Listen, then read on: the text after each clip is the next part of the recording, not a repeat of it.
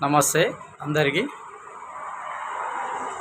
హైదరాబాదులో ఉన్నటువంటి ఓటరు మహాశయులకు, దేశ రక్షణ కోరుతున్నటువంటి ప్రజలకు నా యొక్క విన్నపం ఏమిటంటే,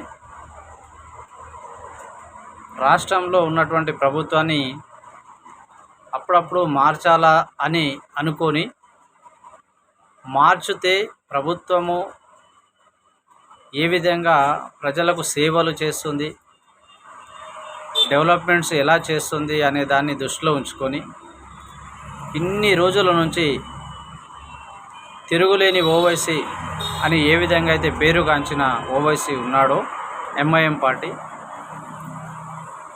ఎలాంటి అభివృద్ధి చేసిండో, చేశాడా చేయలేదా హైదరాబాద్లో ఉన్న ప్రజలకు తెలుసు.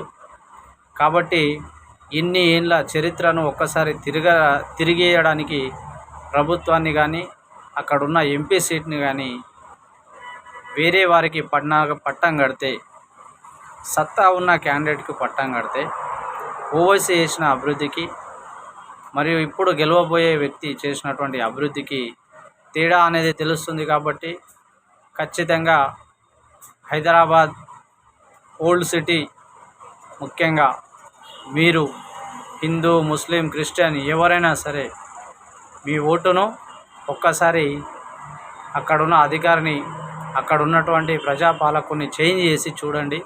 అభివృద్ధి అనేది ఎలా కనిపిస్తుందో ఒకసారి ఆలోచించండి. ఆలోచించి ఓటేయండి. మళ్ళీ ఓవైసీకి అంటే అభివృద్ధి అంతంత మాత్రాన్నే ఉంటుంది. ఆలోచించండి.